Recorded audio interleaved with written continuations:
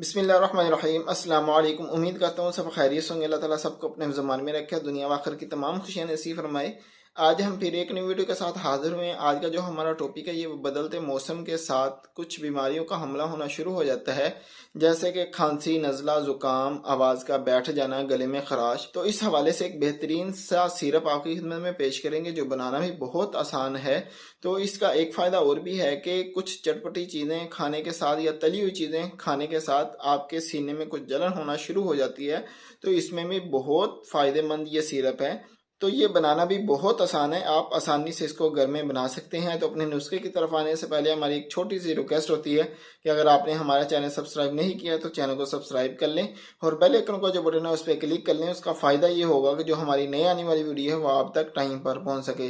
तो अपने नुस्खे की तरफ आते हैं। नुस्खे में बस थोड़ी सी चीज़ें हैं, तो इसका फ़ायदा बहुत ज़्यादा है। मौसम ये जैसे बदलता है, ऐसे ही इंसानी जो जिस्म की तबीयत है ये भी बदलना शुरू हो जाती है। तो इसमें काफ़ी प्रॉब्लम होती है, आवाज़ का बैठ जाना, गले में खराश, नज़ला, ज़ुकाम, खांसी। तो इसके हवाले से है ये नुस्खा।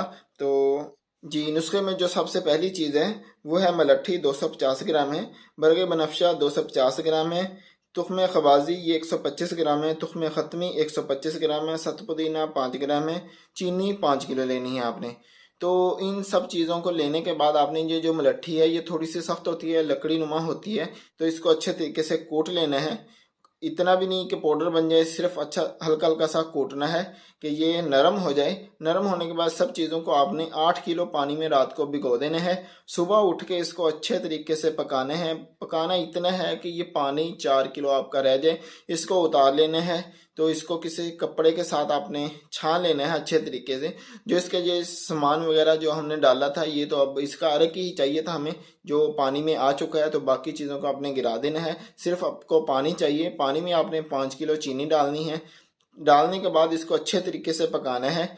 शरबत पकाने का तरीकाकार ये होता है कि इसको आपने हल्की आंच पे पकाना है, ज़्यादा तेज़ आंच पे नहीं पकाना है। क्यों, आप तेज़ आंच पे पकाएंगे ये पकने के बाद आपका फिर वो चीनी नुमा जम जाएगा।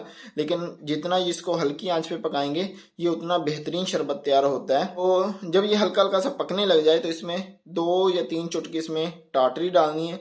उसका फ़ायदा ये होगा कि जो इसमें मैल वगैरह होगी वो ऊपर आ जाएगी, वो आपने उतार देनी है। उतारने के बाद फिर इसको हल्की आंच पे पकाना है। इतना पकाना है कि ये एक तार बनना शुरू हो जाए। तो फिर इसको उतार के याद रखना है कि जो सत पुदीना है ये आपने शुरू में ना पानी में डालना है, इसको बस अलग रखना है। बस जो चीज़ें दूसरी हैं ये आपने डालनी है पानी में, सत पुदीने को अलग ही रखना है। उतारने के बाद आपने इसमें सत पुदीना शामिल करना है जो आपने रखा होगा। तो साथ ही इसमें आपने सोडियम बेंजोएट का भी इस्तेमाल करना। उसका फ़ायदा ये होगा कि ये ज़्यादा देर तक पड़ा रहेगा, ख़राब होने का ख़तरा नहीं है।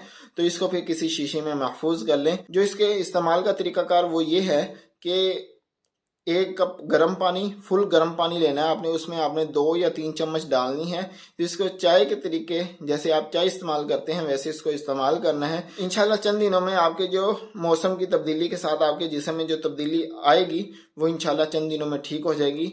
तो यही थी हमारी आज की छोटी सी वीडियो। अच्छी लगी हो तो लाइक शेयर ज़रूर करेगा और कमेंट करके बताइएगा कि आज की वीडियो हमारी कैसी लगी। और अपने भाई को अपने खुसूसी दुआ में याद रखिएगा।